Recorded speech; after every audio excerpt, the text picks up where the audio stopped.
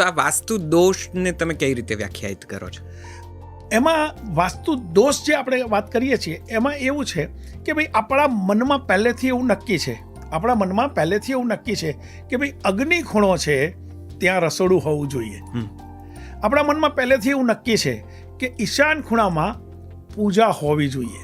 હવે જો તમારા ઘરમાં ઈશાન ખૂણામાં પૂજા નથી તો મારા જેવો આવીને કૂદી પડશે કે અરે તમારે તો પૂજા પ્રોપર જગ્યાએ નથી, માટે તમારા ઘરમાં વાસ્તુ દોષ છે, તમે આને ચેન્જ કરાવો તો સારું થશે.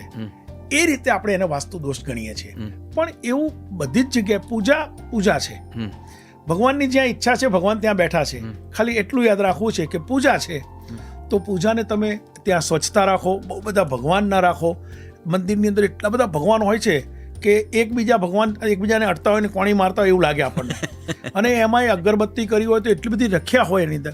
તો આ બધી વસ્તુ એ વાસ્તુ ઇમ્બેલેન્સ છે, કારણ કે તમને જોઈને જે ન ગમે એ વાસ્તુ ઇમ્બેલેન્સ. અચ્છા, એટલે તો હું જે સમજુ છું તમારી વાતો પરથી એ એવું કંઈક કે વાસ્તુ દોષ એટલે બેસિકલી વેર વિખેર વસ્તુઓ, નડતર કે અગવડ પડતી જગ્યાઓએ અમુક ન મુકાયેલી વસ્તુઓ, કચરો કે ઘણી ઇનહાઇજિનિક જે આપણી કદાચ ઘરની વ્યવસ્થા, અવ્યવસ્થા જેને કહીએ, એ વાસ્તુ દોષ છે.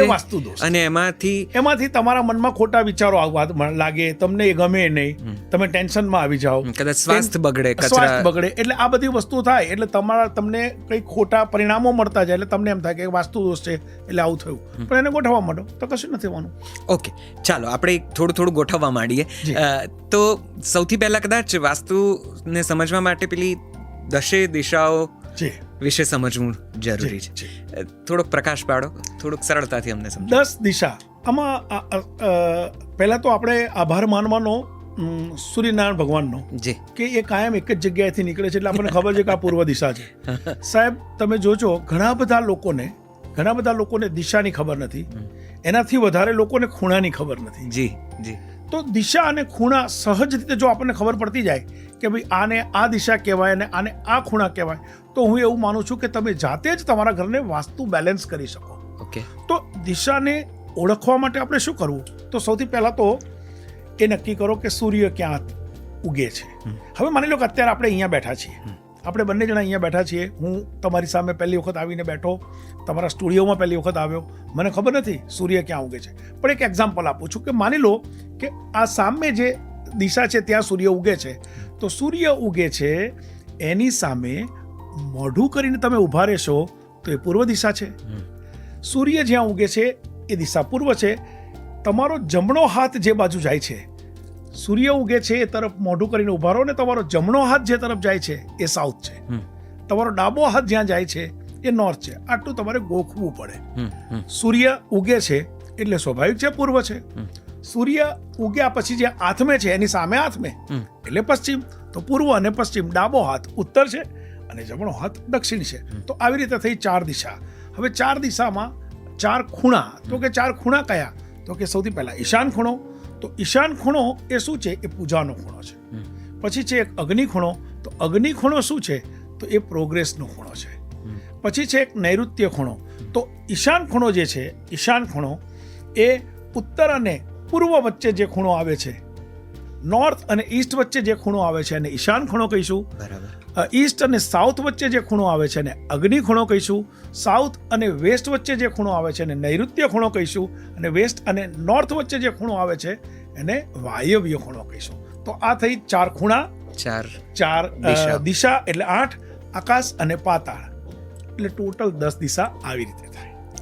અચ્છા, અને આ 10 દિશાઓમાં શું મૂકવું, શું ન મૂકવું, અથવા તો ઘરની વ્યવસ્થામાં શું આવવું જોઈએ, કયો ઓરડો અને ક્યાં શું ગોઠવણ થવી જોઈએ, એ બધું પણ ધારાધોરણ મુજબ નક્કી છે. એ બધું જ. દાખલા તરીકે હું આપને કહું, આપણે એવું કહીએ છીએ કે ભાઈ ઘર છે તો ઘરની અંદર બધી જ વ્યવસ્થા હોવી જોઈએ, પણ એની સાથે સાથે ઘરની અંદર એક પ્રકારની એવી આત્મીયતા હોવી જોઈએ એકબીજા પ્રત્યે. ઘરના જેટલા પણ કુટુંબના જેટલા પણ સભ્યો છે એને એકબીજા માટે માન સન્માન હોવું જોઈએ, એકબીજાના માટે ઇન્ટિમસી હોવી જોઈએ. તો આપણે એવું કહેવાય છે કે કોઈના દિલ સુધી પહોંચવું હોય તો પેટ થ્રુ પહોંચાય. એને કંઈક સારું જમાડશો તો સૌથી પહેલું આપણે રસોડાની વાત કરીએ. તો રસોડું ક્યાં હોવું જોઈએ? વાસ્તુશાસ્ત્રમાં એવું કહેવામાં આવ્યું છે કે અગ્નિ ખૂણામાં રસોડું હોવું જોઈએ. અચ્છા. ખરેખર ખૂણો એટલે શું? આમ જનરલી કેવું હોય છે કે આપણને દેખી રીતે અત્યારે આપણે આ રૂમમાં બેઠા છીએ તો આ રૂમમાં આને આપણે ખૂણો ગણીએ છીએ. બરાબર. પણ સાચા અર્થમાં ખૂણાનું માપ શું કહેવાનું? તો માપમાં એવું છે કે જે દિશાનો જે માપ હોય એનો 9મો ભાગ કાઢી નાખો અને પછી જે વધે, એટલે કે માની લો કે આ 20 ફૂટની છે, આ દિવાલ 20 ફૂટની છે તો 2 ફૂટ, અને આ માની લો કે 10 ફૂટની છે તો 1 ફૂટ એટલો ખૂણો ગણાય. અચ્છા. તો ખૂણાનું બહુ જ અગત્યતા છે જીવનમાં. પણ સાદી રીતે તો એમ સમજવાનું ને કે ઉત્તર અને પૂર્વ દિશાની વચ્ચેનો એક ભાગ સાદી રીતે એ એ સમજવાનું, ઈશાન ખૂણો. સાદી રીતે એ સમજવાનું. પણ નૈષદભાઈ, ઘણી વખત પૃથ્વી ઉપર આપણું મકાન આમ ના હોય, ક્રોસમાં પણ હોય. જી, જી, જ્યાં જી. દિશા છે ત્યાં ખૂણો છે, અને જ્યાં ખૂણો છે ત્યાં દિશા છે. પણ આ વધારે પડતું આમાં તકલીફમાં ન મુકાવા માટે બસ માત્ર આપણે એ જ જાણવું કે જ્યાં ખૂણો છે એ ખૂણાને આપણે અગ્નિ ખૂણો સમજવો હોય તો અગ્નિ ખૂણાના જે નીતિ નિયમો છે એ પ્રમાણે રહેવું. એટલે અગ્નિ ખૂણામાં રસોડું હોવું જોઈએ. અગ્નિ ખૂણામાં રસોડું હોવું જોઈએ, પણ નથી. એવું બને? હા. નથી. તો અગ્નિ ખૂણામાં રસોડું નથી તો બીજો એક ખૂણો વાયવ્ય ખૂણો છે. વાયવ્ય ખૂણામાં પણ તમે રસોડું બનાવી શકો છો. ઓકે. હવે વાયવ્ય ખૂણામાં કેમ? તો કે વાયવ્ય ખૂણો જે છે, વાયવ્ય ખૂણાના જે સ્વામી છે ચંદ્ર છે. અને ચંદ્ર એટલે સ્વાદ, ચંદ્ર એટલે જીભ, ચંદ્ર એટલે ખોરાક, ચંદ્ર એટલે મન, હા, ચંચળ. હા. તો તમે ત્યાં પણ બનાવી શકો છો કિચન. હવે માની લો 1 મિનિટ માટે નથી અગ્નિ ખૂણામાં વ્યવસ્થા, નથી વાયવ્ય ખૂણામાં વ્યવસ્થા, કોઈ બીજી જગ્યાએ આપણી પાસે માની લો કે રસોડું બનાવવાની વ્યવસ્થા છે અને બની ગયું છે, અથવા તો આપણે ફ્લેટમાં ગયા રહેવા, જી, જી, જી, અને ત્યાં આપણને મળી ગયું, તો પણ હું હંમેશા એવું કહું છું કે ચિંતા નથી કરવાની, કારણ કે તમારા ભાગ્યમાં જે છે એ જ ભગવાને આપ્યું છે. અને આ યાદ રાખજો સાહેબ, તમારા ને મારા કરતાં ઉપરવાળો જે છે ને, ભગવાન છે ને, એ તમારું બહુ ધ્યાન રાખે છે સાહેબ. વાહ. તો એ જે તમને આપ્યું છે એમાંથી જ તમારા ભાગ્યમાં તમારે મેળવવાનું છે. તો એના માટે શું કરવું? તો એ યાદ રાખવું કે ભાઈ માની લો કે રસોડું આપણે ત્યાં બનાવીએ છીએ તો ત્યાં મંગળ તત્વ ઊભું થવું જોઈએ. તો મંગળ તત્વ ઊભું કરવા માટે શું કરવાનું? તો બસ સીધી રેમેડી છે, લાલ કલરનો ઉપયોગ થવો જોઈએ.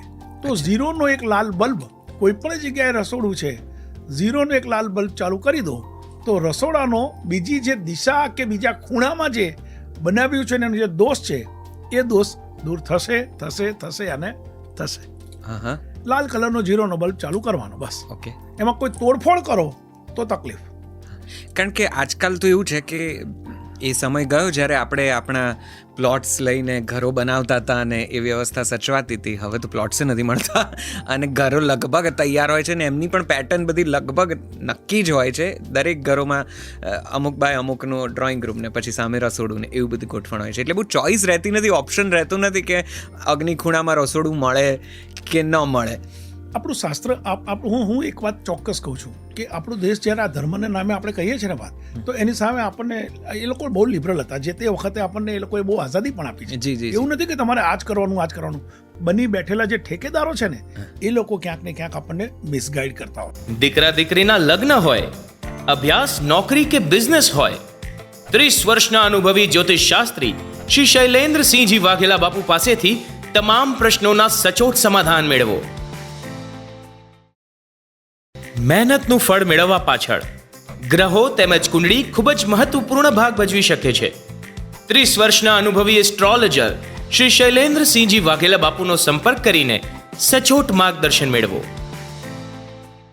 બાપુ કહે છે, ના પૂજા, ના વિધિ, ના મંત્ર, ના તંત્ર, ના સોરો, ના સ્ટ્રેસ, ના નડતર, ના જળતર. You can solve all your problems by yourself. વિશ્વ વિખ્યાત એસ્ટ્રોલોજર શ્રી શૈલેન્દ્રસિંહજી વાઘેલા બાપુનો આજે જ સંપર્ક કરો. ગ્રહો નડે છે તો હવે પૂજા વિધિના ખર્ચ કર્યા વગર જ સચોટ ઉપાય મેળવો.